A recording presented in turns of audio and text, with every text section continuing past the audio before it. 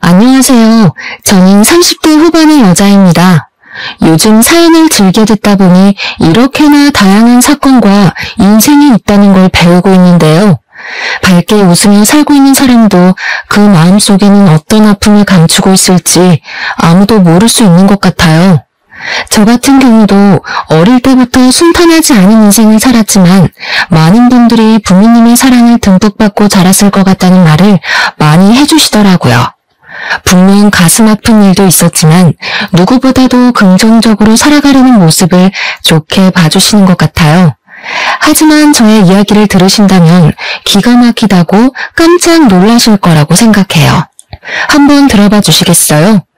저는 고등학생 때까지 어머니와 단둘이 살았어요. 제가 아기일 때 부모님이 이혼하시고 아버지는 집을 나가신 뒤로 한 번도 만난 적은 없죠. 어머니는 아버지에 대한 이야기를 거의 하지 않으셨지만 두 분의 사이가 좋지 않고 정말 원망하신다는 느낌을 많이 받았답니다. 그리고 어머니는 제가 어릴 때부터 몸도 많이 아프시고 우울증도 있으셨기에 더더욱 아버지에 대해 물어보지 못했죠. 어머니는 저를 키우기 위해 주로 식당을 다니시며 일을 하셨어요. 제가 초등학생일 때는 어머니가 일하는 식당에 가서 매일 점심을 먹고는 했죠. 지금 생각해보면 여자 혼자 딸을 키우는 게 얼마나 힘드셨을지 상상조차 되지 않아요. 결국 어머니는 제가 고등학교를 다닐 때 큰 병을 얻으셔서 요양병원에 입원하게 되셨답니다. 우울증과 겹쳐서 일상생활을 하실 수 없었기에 이모가 저를 위해 어머니를 병원에 입원시켜주고 제가 대학을 졸업할 때까지 돌봐주셨어요. 그 덕에 무사히 제가 원하던 대학을 마치고 취직을 할 수 있었죠. 저는 취업이 잘 되는 직업을 찾아보다가 취미생사가 되려고 보건대학으로 진학을 했어요. 열심히 일하면서 경력을 쌓았고 어느덧 5년차가 되어 규모가 큰 치과로 옮겨가게 되었죠. 건물 전체가 치과여서 의사와 취미생사의 수도 아주 많았답니다. 그곳에서 매일 얼굴을 마주보며 일을 하다 보니 장난도 스스럼 없이 칠 정도로 친해진 의사 선생님도 있었죠. 언제부터인가 자꾸 밥을 사주겠다고 연락이 오길래 나에게 관심이 있나 싶었어요. 저는 생활비를 다 제가 해결해야 했기에 예비 신랑을 사귀는 건 생각도 하지 않았거든요. 요즘 자꾸 살이 빠지는 것 같은데 내가 오늘 고기 사줄까? 퇴근하고 뭐해? 왜 자꾸 밥을 먹자고 하세요? 장난 좀 그만 치세요. 남들이 보면 오해해요. 장난 아닌데? 당연히 관심 있어서 그러는 거지. 오늘 데이트하자. 그렇게 우리는 직원들 몰래 사귀는 사이가 되었답니다.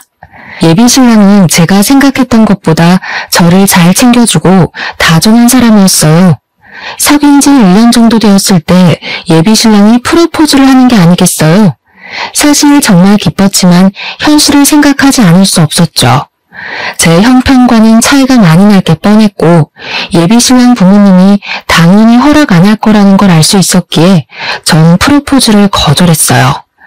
하지만 예비 신랑은 다 알아서 할 테니 걱정 말라면서 저를 집으로 끌고 가다시피 했답니다. 예비 신랑 집은 서울 중심가에 있는 유명한 주택가 집 중에 하나였어요. 저는 이런 곳은 드라마에서나 봤지 직접 오게 될 줄은 상상도 못했거든요. 원룸에 사는 제 처지와 너무 차이가 나서 발이 떨어지지 않더라고요. 그렇게 예비 신랑 어머니를 처음 만나게 되었죠. 중년이라고는 볼 수 없게 날씬하고 피부도 광이 나더라고요. 옷 스타일도 아주 화려하고 관리를 정말 잘하신 것 같았어요. 아버지는 소파에 앉아 저를 바라보고 있었는데 사업을 하셔서 그런지 아주 냉철해 보이시더라고요. 역시나 어머니는 저를 보자마자 반대를 하셨답니다. 같은 병원에서 일한다고요? 듣기로는 어머님과 산다고 그러던데 아버지는 왜 안 계신 건데? 돌아가셨어? 부모님이 제가 아기일 때 이혼을 하셨어요. 어머니와 쭉 살다가 오래전부터 아프셔서 지금은 병원에 계세요.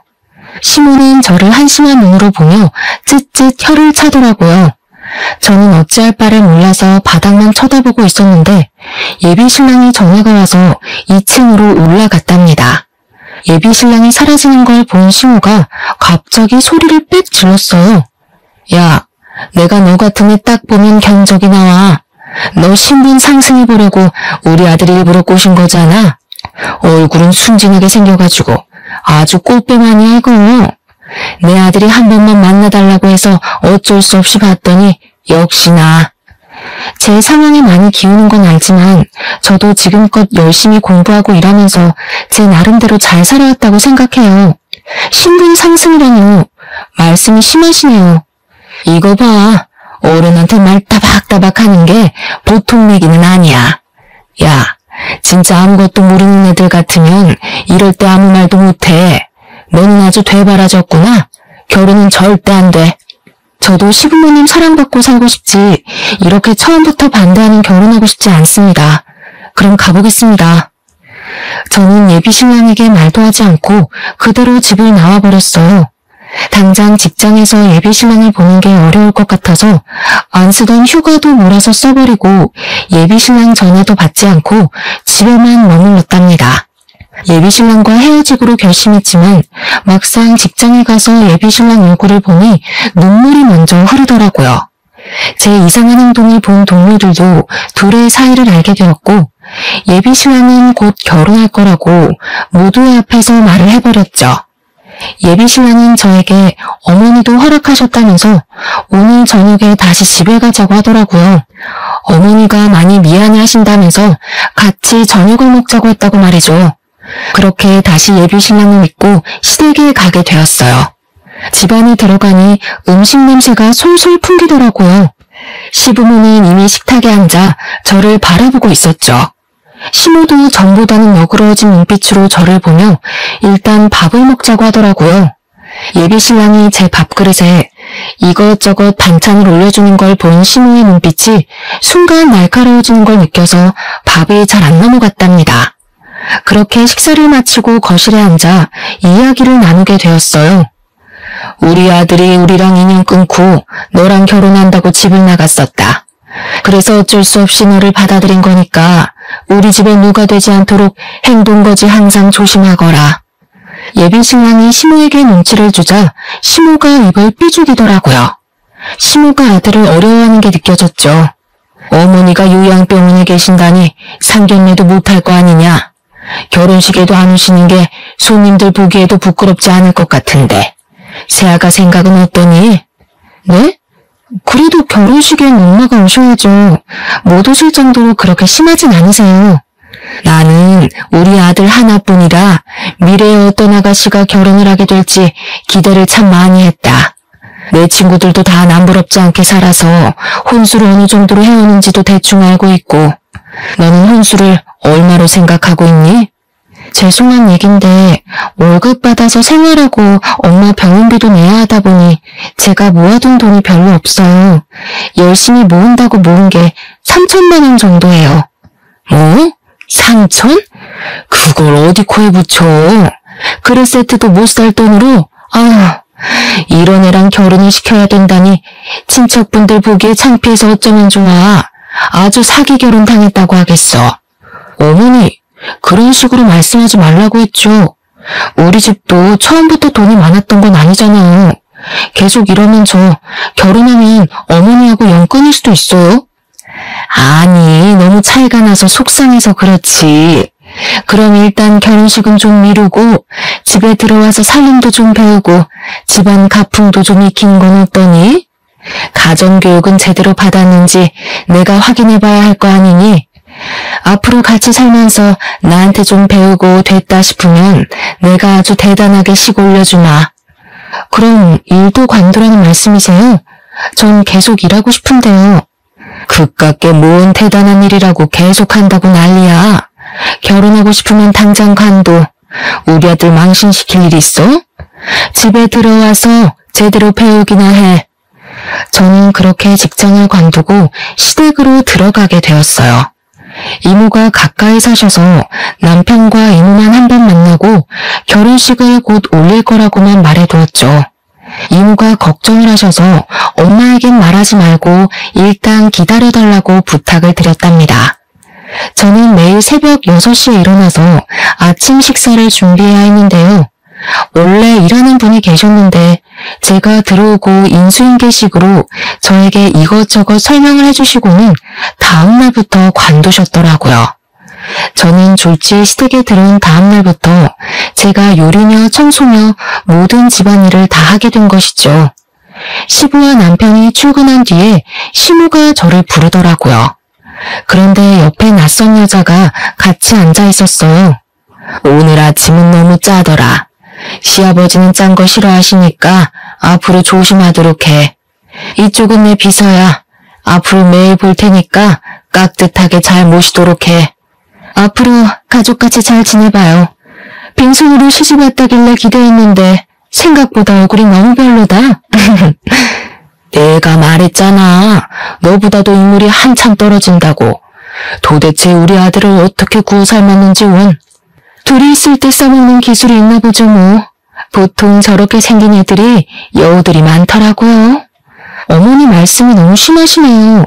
비서님도 앞으로 자주 뵐 텐데 초면에 하실 말은 아닌 것 같네요. 말 대답하지 말랬지. 아직 식도 안 올렸는데 어머니란 말이 저렇게 잘 나올까. 그리고 혼인신고는 결혼식 한 뒤에 하는 걸로 해. 그게 무슨 말씀이세요? 다음 주에 가서 신고하기로 했는데요. 야, 아직 식도 안 올렸는데 무슨 혼인신고야. 요즘 젊은 애들은 살아보고 몇 년 뒤에 하는 애들도 많다는데 넌 뭐가 그렇게 급하니? 네 남편한테 잘 말해서 당장은 하지 마. 알아들어? 너 나 몰래 하고 오기만 해. 비서라는 여자는 저를 처음 볼 때부터 자기 아랫사람 부리듯이 대하더라고요. 전업주부인 시모가 왜 비서가 필요한지는 몰라도 딱히 하는 일도 없어 보였어요. 매일 오는 것도 아니고 일주일에 3일 정도 낮에만 오는데 보통 수다를 떨다가 가거나 같이 백화점에 가는 것 같더라고요. 저에게 청소하라고 시키고는 둘이 거실에서 차를 마시면서 얼마나 친근하게 얘기를 나누는지 누가 보면 비서가 며느리나 딸인 줄 알 것 같을 정도였죠. 오늘은 계절 바뀌기 전에 커튼 싹 다 떼서 빨아라. 창고방 가면 새 커튼 있어. 그것도 먼지 싹 털어서 달아놓고. 천장이 너무 높아서 제가 바꿔 달긴 힘들 것 같은데 주말에 재우 씨랑 같이 하면 안 될까요? 뭐? 니까짓게 우리 아들이랑 결혼했다고 같은 급인 것 같아? 감히 의사한테 그딴 일을 시켜? 내가 너랑 커튼 빨라고 우리 아들 의사 만든지 알아? 당장 다 떼. 창고에 사다리 있잖아. 키가 평균보다 작아서 사다리 올라가도 손이 닿을까 몰라? 남들 클 때 뭐 했어? 거기서 그렇게 가정부 보듯이 보고 있지 말고 그럼 키 큰 비서분께서 좀 도와서 같이 해주면 되겠네요. 내가 왜요? 사모님이 나한테 시킨 일이 아니잖아요. 그쪽이 나한테 이래라 저래라 해도 되는 처지가 아니에요. 어쩜 그렇게 눈치가 없을까? 저는 둘 사이에서 치이다가 결국 혼자 커튼을 달기로 했는데요. 그 후 저는 정신을 잃었답니다. 사다리가 흔들려서 제가 떨어져 버렸거든요. 정신을 차려보니 거실 바닥에 대자로 뻗어 있더라고요. 시모와 비서가 저를 무슨 동물원의 원숭이 보듯이 내려다보고 있었어요. 저는 뒤통수를 대리석 바닥에 그대로 박았기 때문에 머리도 너무 아팠지만 그보다도 발목이 접질렸는지 조금만 움직여도 악소리가 나오더라고요. 무슨 애가 이렇게 조심성이 없어? 이걸 어떡하면 좋아? 우리 아들 보면 한 소리 할 텐데. 움직일 수 있겠어요? 일단 병원으로 데려가야 할 것 같은데요. 비서가 제 겨드랑이를 잡고 들어올리려고 하길래 저는 비서의 손을 탁 쳐버렸어요. 비서가 놀라서 저를 바라보더라고요. 나 아까 그쪽이 사다리 일부러 다리로 민 거 다 봤어요. 내가 못 봤을까봐 발뺌하는 거예요? 일부러라니? 그 옆으로 걸어가다가 실수로 걸린 거 가지고 생서리를 잡네? 내가 그쪽보다 나이가 어리다고 해도 왜 반말을 해요? 그쪽은 비서고 난 엄연히 이 집 며느리인데요. 나 건드리지 말아요. 어차피 남편 올 시간 다 됐으니까 이렇게 기다릴 거니까요. 시모와 비서가 대꾸도 못하고 황당한 표정으로 저를 바라보더라고요. 그동안 둘이서 저를 보며 비웃고 수군대는 걸 수없이 봤지만 어차피 물어봐도 아니라고 할 게 뻔해서 가만히 있었답니다. 하지만 이번엔 일부러 저를 다치게까지 하니까 너무 화가 나더라고요. 시모는 남편이 오기 전에 어떻게든 저를 구워 삶아보려고 했지만 저는 눈을 감고 누워서 듣는 척도 하지 않았어요. 30분 정도 지나고 남편이 왔고 제가 사다리에서 떨어졌다고 하니 놀라서 병원으로 데려갔죠. 비서 얘기를 하려고 하니 이미 가버리고 없더라고요. 그 후로 한동안은 시모와 비서가 대놓고 저의 흠을 잡는 일은 하지 않았지만 끊임없이 일을 시켰죠. 야, 여기 장식장 위에는 걸레질 안 해? 이건 뭔지 좀 봐. 네 눈높이만 생각하지 말고 남들이 보는데도 해야 될 거 아니야. 거기 이틀에 한 번씩 잘 닦고 있는데요. 먼지가 어디 있다고 그러세요? 내가 말대꾸 하지 말라고 했지. 너는 내가 웃음니? 잔말 말고 마른 걸레로 가구들 한 번씩 다시 닦아. 저 매일 하루 3번 밥 차리고 오늘은 오전 내내 청소했어요. 아까 다 닦았어요. 너 부모 새끼야? 말 대답하지 말라는 거 그새 까먹었어? 다시 닦아. 그리고 내 침대 시트에 주스를 흘렸으니까 싹 빨고 하는 김에 매트리스도 좀 들어서 물걸레질 좀 해놓고. 알아들었어? 시댁에 들어오면서 다 잘해낸 다음 시부모에게 인정받고 싶다는 마음이 컸기에 시키는 건 군말 없이 하려고 노력했죠. 저녁에 남편이 오면 같이 대화를 하거나 소소하게 데이트를 할 시간도 전혀 없었어요. 남편도 남편대로 일하고 와서 힘들어서 혼자 쉬고 싶어 했고 저도 밤에는 물에 젖은 솜처럼 몸이 늘어져서 바로 혼자 잠들어 버리는 일상이 계속되었어요. 나 하루 종일 일하느라 너무 힘들어요. 치과에서 일하는 것보다 몸이 얼마나 힘든지 몰라요. 집에서 있으면서 뭘 얼마나 일을 한다고 맨날 징징대. 그럼 이 정도 각오도 없이 집에 들어왔어? 무슨 말을 그렇게 해요? 당신이 내가 하루 종일 어떻게 하나 옆에서 한번 봐야 돼요. 요즘 왜 이렇게 차갑게 대해요? 솔직히 말해서 다른 동료 의사 마누라처럼 치과를 차려주기랬어. 아닌 열쇠를 여러 개 들고 오기랬어. 어떻게 다 가지려고 해? 앞으로 나한테 이런 말 좀 하지 마. 피곤해. 저는 이 집에서 믿을 사람은 남편밖에 없으니 어리광도 부리고 싶고 시모에게 적당히 하라고 말 좀 해줬으면 했지만 남편도 제 편은 아니더라고요.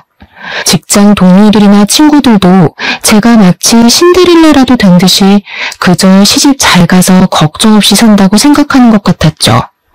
저는 하루하루 지옥처럼 힘든데 누구에게도 저의 마음을 이야기하지 못한 채 지냈답니다. 남편조차 저에게 차가워지니 이 집에서 하루 종일 뭘 하고 있는 건지 회의감이 들었죠. 남편과 관계가 소홀해진 걸 눈치챈 시모는 저를 남편 앞에서도 대놓고 푸대접을 하더라고요. 언제부턴가 몸이 너무 처지고 졸려서 침대에서 일어날 수가 없을 정도로 컨디션이 좋지 않았어요. 새벽 6시에 일어나지 못해서 시모에게 하루 종일 시달린 것도 여러 번이었죠. 아무래도 몸이 심상치가 않아 곰곰이 생각해보다가 임신 테스트기를 사서 해봤답니다. 놀랍게도 2줄이 나왔죠. 저는 저녁에 남편이 올 때까지 기다렸다가 오자마자 남편에게 보여줬어요. 남편이 한박 웃음을 지으면서 아주 좋아하더라고요. 저는 일단 더 확실해지면 이야기를 드리자고 했지만 남편은 당장 거실로 내려가서 시부모에게도 말을 전했죠. 항상 별다른 말을 하지 않았던 시부가 처음으로 고생했다고 한마디를 해주더라고요. 거기에 비해 시모는 아주 떨떠름한 표정을 감추지 않더라고요. 이제 아기도 태어날 거니까 시간 내서 얼른 혼인신고하자. 매일 집에 있으면서 뭐가 그렇게 바쁘다고 혼인신고를 미뤄? 아직 산부인과도 안 가봤는데 왜 이리 난리야? 요즘엔 혼인신고도 다 천천히 한다더라. 뭘 그렇게 서두르니? 몸 무거워지기 전에 하는 게 낫죠. 설마 어머니가 혼인신고하지 말라고 한 건 아니죠? 어머, 얘는 무슨 소리야? 나도 몇 번이나 언제 할 거냐고 새아가한테 물어봤었어. 그치? 저는 남편만 옆에 있으면 상냥해지는 시모를 보면서 사실을 말할까 했지만 더 분란을 만들고 싶지 않아 그냥 입을 닫고 있었죠. 시부가 신고하라고 한마디를 하고 방으로 가버리니까 시모가 입을 삐죽 내밀더라고요. 그렇게 정식으로 혼인신고를 마쳤고 아기도 생기니 드디어 이 집안의 가족으로 인정받은 기분이 들더라고요. 산부인과에 갔더니 임신 5주차라고 하면서 초기엔 아주 조심해야 한다고 했죠. 신우도 앞으로는 새벽에 일어나지 말고 아침 식사는 간단하게 하자고 남편 앞에서 아주 부드러운 목소리로 말을 하더라고요. 그래서 임신을 했으니 저를 좀 더 배려해 줄 거라는 기대를 잠시 했었답니다. 하지만 남편이 출근하고 난 뒤부터 저를 더욱 괴롭히기 시작했어요.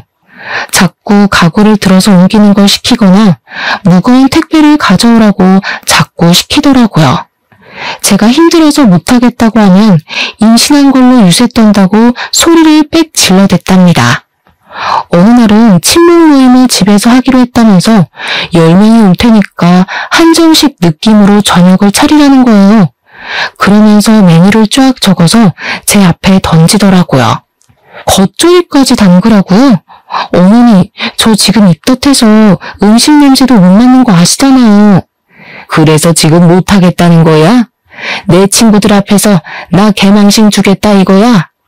그게 아니라 저 혼자 이 많은 메뉴를 어떻게 해요? 제가 음식을 잘하는 것도 아니고요. 한정식 집에서 제가 음식을 사오는 건 어떨까요? 야, 이게 아주 잔머리만 팍팍 돌아가가지고 너 결혼하기 전에 약속한 거 잊었어? 내가 됐다고 할 때까지 나한테 살림 배운다고 했지?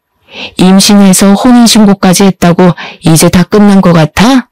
말도 안 들어 처먹겠다는 거야 이제? 어머니, 왜 그렇게 말씀을 하세요? 제가 입덧해서 밥도 못 먹고 있는데 저 좀 배려해 주시면 안 되겠어요? 누구네 안 나와봤어? 나는 임신한 몸으로 매일을 시장까지 걸어가서 장사도 했었어.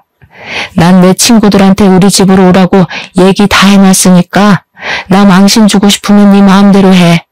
제대로 안 해서 우리 집안 욕 보이면 너 머리털 다 뽑힐 줄 알아? 저는 여태껏 살면서 이런 막말을 들어본 게 신우가 처음이었답니다. 너무 서러워서 방에 들어와 꺽꺽대며 울어봐도 마음이 풀리지가 않더라고요. 시간은 계속 가고 어찌할 바를 모르다가 결국 장을 한가득 봐서 돌아왔죠. 집에 와보니 어느새 비서가 와서 신우와 소곤대며 얘기를 하고 있더라고요. 저를 보고는 아는 척도 하지 않고 고개를 휙 돌려버렸어요. 저도 딱히 대꾸할 마음이 들지 않아 주방으로 자리를 옮겼죠. 혼자 몇 시간을 계속 서서 요리를 하니 밑이 빠지는 기분이 들고 너무 힘들었어요. 넌 어떻게 볼 때마다 앉아있니? 이렇게 눈땡이 피어서 언제 다 하려고? 지금 방금 앉았어요. 배가 너무 뭉친 것 같아서. 조금만 쉬었다 할게요. 몇 개월이나 됐다고 배가 뭉쳐? 누가 보면 아주 만삭인 줄 알겠네. 당장 못 일어나? 저는 될 수 있으면 쪼그렸다 앉기를 하지 않으려고 노력했지만 마음대로 되지 않더라고요. 대야에 겉절이를 담그다 보니 자꾸 앉았다 섰다를 반복하게 되었죠. 저녁 시간은 다가오고 몸은 점점 땅으로 꺼지는 것 같고 머리는 뜸해지기 시작했어요. 어느 순간 저도 모르게 주저앉아 버렸는데 배가 너무너무 아프고 식은땀이 나기 시작했어요. 어느 순간 저도 모르게 주저앉아 버렸는데 배가 너무너무 아프고 식은땀이 나기 시작했어요. 저는 마지막 힘을 쥐어짜서 방으로 천천히 걸어갔답니다. 뒤에서 신우가 뭐라고 소리를 질렀지만 귀에 들어오지도 않았죠. 방문을 걸어 잠그고 침대에 가서 그대로 엎어졌어요. 배의 통증이 좀 가라앉고 나자 상황 파악이 되더라고요. 저는 얼른 남편에게 전화해서 하혈을 하고 있다고 집으로 빨리 오라고 했죠. 얼마 지나지 않아 남편이 와서 저를 둘러엎고 병원으로 향했어요. 나가면서 신우를 스쳐갔는데 얼굴이 하얗게 돼서 저를 보고 있더라고요. 믿을 수 없게도 저는 소중한 생명을 떠나보내게 되었어요. 며칠 전까지만 해도 심장이 건강하게 뛴다는 걸 보고 왔었는데 말이죠. 의사도 최근에 무리한 적이 있냐고 물어보더라고요. 저는 신우의 꼭두각시처럼 시키는 일을 억지로 해왔던 제 자신이 너무 밉고 한심해서 눈물이 나왔어요. 나에게 찾아온 생명을 지키지 못했다는 죄책감에 눈물이 하염없이 흘렀답니다. 그만 울어. 괜찮아. 초기엔 그럴 수 있어. 아직 젊으니까 금방 다시 아기 가질 수 있어. 내가 아기만 생각했어야 되는데 다 내 잘못이에요.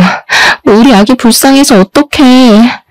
지금은 얼른 몸 회복하는 데만 신경 써. 이제 그만 울고 좀 쉬어. 저는 수술을 받고 며칠간 입원을 해야 했어요. 남편은 아침까지 있다가 출근한다고 자리를 비웠답니다. 그때 어떻게 알고 찾아왔는지 시모가 입원실 문을 열고 들어오더라고요. 저는 두 사람을 보자마자 너무 화가 나서 입술이 바르르 떨릴 정도였답니다. 예, 좀 괜찮니? 몸이 그렇게 약해서 어따쓰니? 이왕 이렇게 된 거 좋게 생각해야지 어쩌겠니? 좋게 생각할 게 따로 있지. 뭘 좋게 생각해요? 다 어머님 때문이에요. 우리 아기 잘못된 거 다 어머니 탓이라고요. 어떡할 거예요? 살려내요, 우리 아기. 저는 시모를 노려보며 눈물을 펑펑 쏟았어요. 제가 이렇게 나올 줄은 몰랐는지 시모의 눈빛이 약간 흔들리더라고요. 아니 이게 왜 내 탓이야? 내가 뭘 했다고? 네 몸 간수는 네가 잘해야지. 어디서 뺨 맞고 와서 화풀이야? 너 우리 아들한테 이딴 소리 꺼내기만 해. 가만 안 둘 테니까. 뭐라고요? 사람이 할 말이 있고 못할 말이 있는 거지. 나한테 이렇게 대한 거 언젠간 다 돌려받을 거예요. 당장 나가요. 꼴도 보기 싫어요. 저는 시모를 향해 악을 썼어요. 제가 눈물 범벅이 된 얼굴로 계속 소리를 지르자 사람들이 무슨 일인가 하고 병실 안을 기웃대더라고요. 시모가 창피했는지 얼굴을 살짝 가리고는 문을 쾅 닫고 나가버렸답니다. 곧이어 이모에게서 전화가 왔어요. 우리 조카가 오랜만에 전화했네. 잘 지내고 있어? 별일 없고. 아니 너 지금 우는 거야? 왜 울어? 이모, 나 여기 병원이에요. 아기가 내가 잘못해서 아기가 내 잘못이 크지. 시모가 시키는 대로 다 하면 안 되는 거였는데 내가 너무 미련해서 그래. 뭐? 그 옆에 내가 얼마나 또 괴롭혔길래 아기가 잘못돼? 내가 이번엔 절대로 그냥 못 넘어가겠다. 너네 엄마한테 말을 해야 되겠어. 안 돼요. 가뜩이나 엄마도 아픈데 나까지 걱정하게 하면 안 돼. 말하지 마세요. 네 엄마도 알 건 알아야지. 네 엄마랑 같이 병원에 갈 테니까 기다리고 있어. 저는 엄마에게 짐이 되기 싫다고 말하지 말라고 했지만 이모는 엄마에게도 이미 대부분 일을 이야기했었고 엄마는 예전보다 건강도 많이 좋아져서 산책도 오래 할 수 있는 정도라고 하더라고요. 그러고는 정말 다음날 엄마와 이모가 병원으로 찾아오셨어요. 아이고 이거사, 힘들면 엄마한테 말을 해야지 바보같이 왜 혼자 참고 있어. 얘가 어릴 때부터 힘든 거 내색 안 하고 혼자 끙끙 앓았잖아. 언니 걱정한다고. 아무리 처지가 기운 혼인이라고 해도 식도 못 올리게 하고 며느리 취급도 안 하고. 도대체 어떤 여편인가 면상 좀 보자. 그래, 바보처럼 울고만 있지 말고 당장 연락해. 네 시모랑 내가 오늘 단판을 지을 거니까 당장 오라고 해. 남의 귀한 딸한테 도대체 무슨 짓을 한 거야, 이 망할 여편 내가. 그때 마치 짠 것처럼 시모가 문을 확 열어젖히고 들어오더라고요. 비서도 뒤따라 들어왔는데 딱 보니 어제 일로 저에게 화풀이를 하려고 온 것 같았답니다. 시모가 저를 노려보며 침대로 다가오다가 친정어머니와 눈이 딱 마주쳤어요. 순간 정적이 일더니 두 사람이 가만히 서로를 바라봤죠. 아니 너는 이 여자가 네 시모란 말이야? 친정 엄마라고? 이 여자가? 이 여자? 너 그놈 맞지? 그러더니 시모는 얼굴이 사색이 돼서 도망치듯이 병실을 나가버렸답니다. 옆에 있던 비서는 영문도 모르고 같이 달려가더라고요. 저는 엄마에게 무슨 일이냐고 물어봤는데 엄마는 한참 동안 아무 말이 없으셨어요. 큰 충격을 받은 것처럼 손을 벌벌 떨고 계시더라고요. 그러고는 힘겨운 목소리로 당장 이혼하라고 딱 한 말씀만 하셨답니다. 저는 그 후로 이틀을 더 입원했다가 시댁으로 가지 않고 이모 댁에서 지냈어요. 남편에겐 시모 때문에 집에 가고 싶지 않다고 좀 더 쉬고 들어간다고 했죠. 열흘 정도 후에 시댁으로 돌아갔답니다. 시모는 병원에서 그렇게 도망친 뒤에 어떤 연락도 하지 않았는데 제가 집에 들어가니 예전과는 사뭇 달라진 눈빛으로 저를 보더라고요. 그 여자, 아니 어머니는 다시 가셨어? 아직 여기 계신 건 아니지? 혹시 별말은 없었고? 저는 대꾸도 하지 않고 방에 올라가서 남편과 시부가 올 때까지 기다렸답니다. 다 같이 저녁 식사를 하는 내내 시모가 제 눈치를 보더라고요. 저는 시모와 눈도 마주치지 않고 밥만 먹었죠. 식사가 다 끝나고 시부와 남편에게 할 말이 있다고 했죠. 거실에 다 같이 모여 앉았고 저는 침묵 속에서 사진 한 장을 꺼내 탁자에 올려놨어요. 그건 부모님이 아기였던 저를 안고 찍은 유일한 사진이었죠. 시부와 남편은 영문을 모른 채 사진을 바라보았고 시모가 사진을 확인하고는 부들부들 거리기 시작했어요. 그러더니 갑자기 제 머리채를 확 잡고 마구 흔드는 게 아니겠어요. 이게 뭐하는 짓이야? 이딴 걸 왜 꺼내놓는 거야? 무슨 꿍꿍이야? 남편이 시모를 날렸지만 시모는 제 머리칼을 꽉 움켜잡고 절대 놓지 않더라고요. 저는 있는 힘을 다해 시모의 팔을 꽉 물어버렸어요. 시모가 비명을 지르며 손에 힘이 빠졌고 제가 거칠게 시모를 바닥으로 밀쳐버렸답니다. 이렇게 나오는 걸 보니까 당신은 이게 무슨 사진인지 아는 모양이지? 저는 헝클어진 머리를 쓸어올리고 핸드폰으로 어디론가 전화를 걸었죠. 전화를 받은 이모와 엄마가 시댁으로 들어오셨답니다. 친정어머니를 본 시모의 얼굴이 순식간에 흑빛으로 변하더라고요. 이게 그새를 못 참고 감히 또 우리 딸을 건드려? 야! 엄마가 시모에게 달려가서 뺨을 세게 내리쳤어요. 이모가 바로 시모의 머리채를 잡고 거칠게 흔들기 시작했죠. 이모는 아무런 저항도 못하고 눈을 질끈 감고 있더라고요. 네 남편은 네가 유부남만 건드리는 꽃뱀이었다는 거 알고는 있냐? 뭐 눈엔 뭐만 보인다고. 네가 감히 우리 딸을 꽃뱀 취급했다 이거지? 이 여편네가 정신 나갔나? 무슨 말도 안 되는 소리를 하고 있어. 여보, 가만히 있으면 어떡해요? 이 사람들 다 쫓아내요.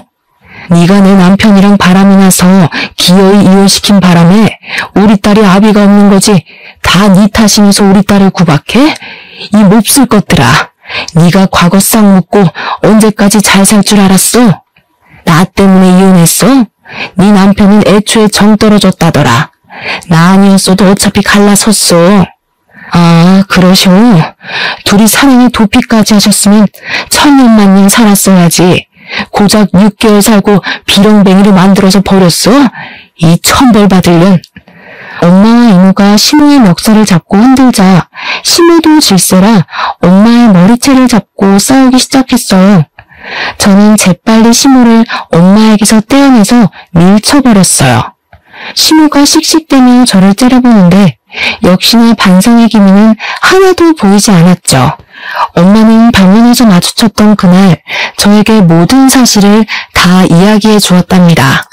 네가 2살 되던 해에 네 아버지가 그 여자랑 바람이 났다. 그년한테 눈이 돌아서 둘이 산다고 아주 나를 헌신적 취급을 하더라. 너 때문이라도 이혼은 안 된다니까 그 여자 앞에서 나를 두드려 패기까지 하더라. 그게 정말이야? 그런 게 무슨 아버지라고.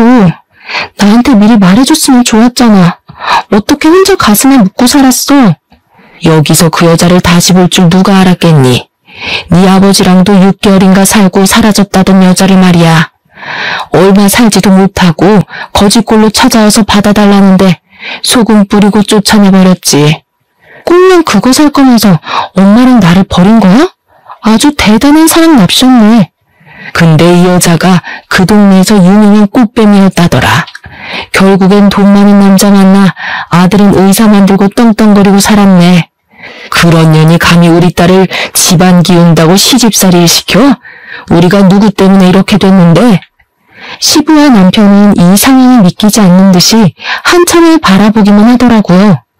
그럼 지금 우리 어머니가 당신 집을 풍비박산낸 상간녀라는 거야? 말도 안 돼. 어떡해. 지금 세아가 말이 다 사실이야? 당신 입으로 말해봐. 나랑 결혼할 땐 연애 한 번 못한 쑥맥 행세는 다 해놓고 감히 나를 속여? 여보 한 번만 봐주세요. 내가 설명할게요. 그게 아니라 잠깐 한 번 실수로. 시부가 바닥에 내팽개쳐진 시모를 끌어올리더니 세게 뺨을 내리쳤답니다. 시모가 충격을 받았는지 울음을 터뜨리더라고요. 저는 그 모습을 보고 있다가 시부에게 서류 봉투 하나를 내밀었어요. 시부가 이해가 안 되는지 안에 든 종이를 한참 동안 들여다보고 있더라고요. 거기에 쓰인 이름이 이해가 안 가시는 것 같은데 어머님 비서 이름이에요. 그러니까 그 비서랑 어머님이 친자 확률 99.99%란 얘기죠. 제 설명을 들은 시모가 두 손으로 귀를 막으며 악 소리를 지르더라고요. 예전부터 제가 비서와 시모를 보고 있다 보면 서로 너무 친밀한 것 같은 기분이 들었어요. 말로는 설명할 수 없었지만 진짜 사이좋은 모녀 같은 느낌이 들고 얼굴도 닮은 것 같다는 생각이 들었답니다. 심증만 가는 상황이었는데 어느 날 외출했다가 집에 들어오다가 둘이 대화하는 걸 우연히 듣게 되었어요. 엄마, 진짜 혼인신고하고 애까지 낳으면 어떻게 되는 거야? 절대 안 되지. 혼인신고해봤자 이혼시키면 되는 건데 애는 왜 들어서 가지고? 저를 못마땅해 하는 건 알았지만 아기까지 미워한다니 너무 속상했었죠. 엄마라고 부른 게 확실히 이상해서 바로 유전자 검사를 몰래 해본 것이었어요. 저는 비서를 먼저 만나 유전자 검사지를 보여주고 사실을 다 말하라고 요구했어요. 그래요. 우리 엄마 맞아요.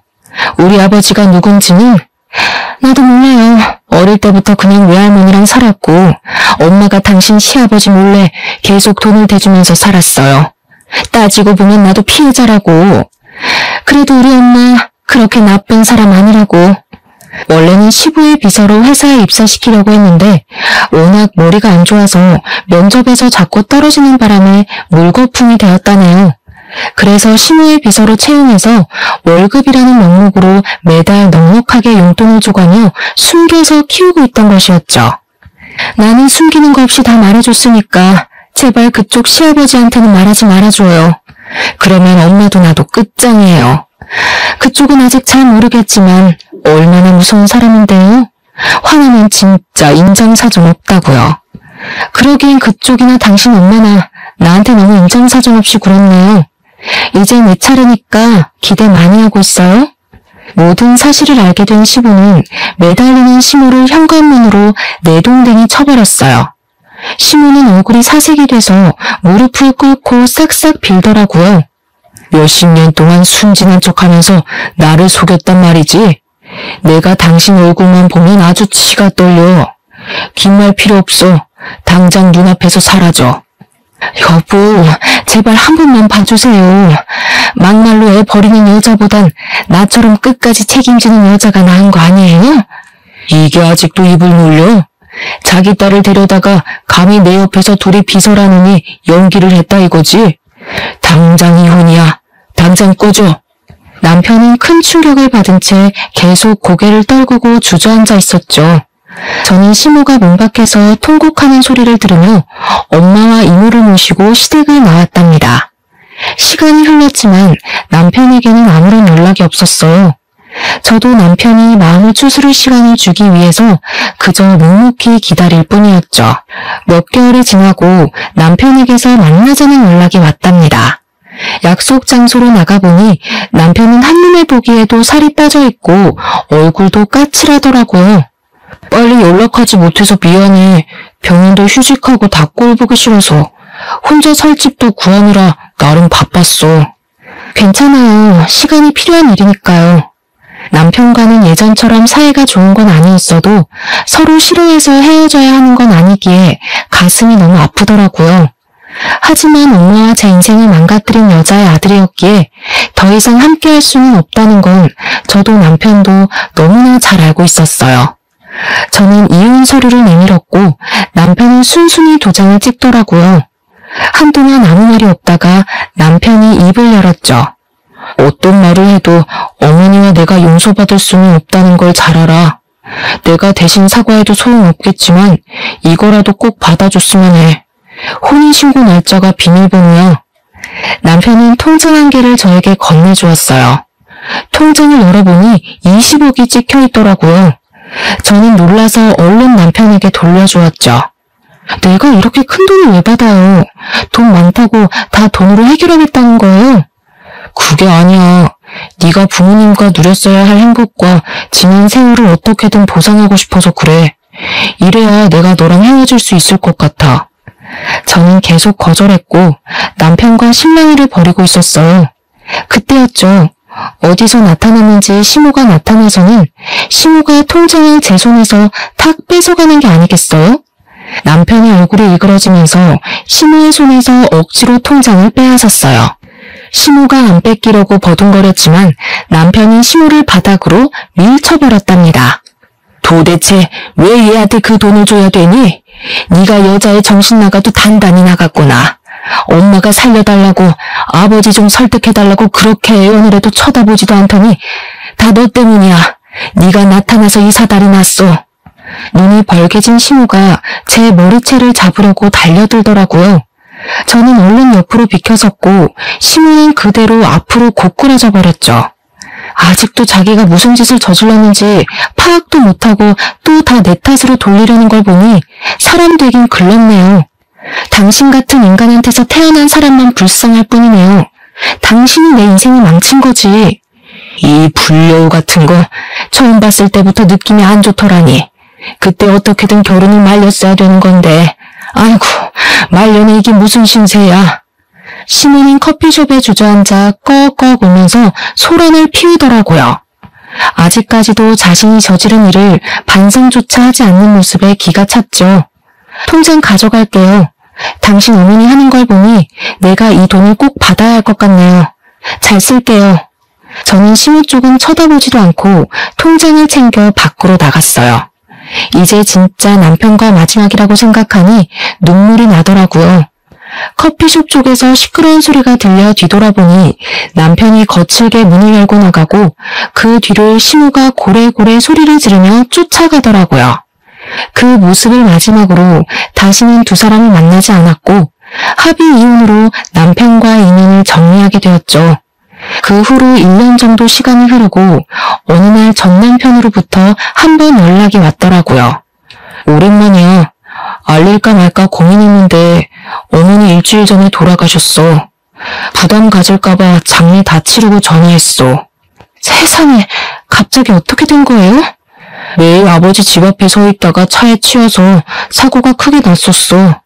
하필 비가 많이 온 날이라 발견을 늦게 하기도 했고 시모는 시부의 눈 밖에 완전히 나버려서 거의 알몸으로 쫓겨나다시피 했기에 가진 돈이 전혀 없었다고 해요. 시부가 변호사를 바로 선임해서 소송 이혼을 진행해 순식간에 이혼을 당했고요.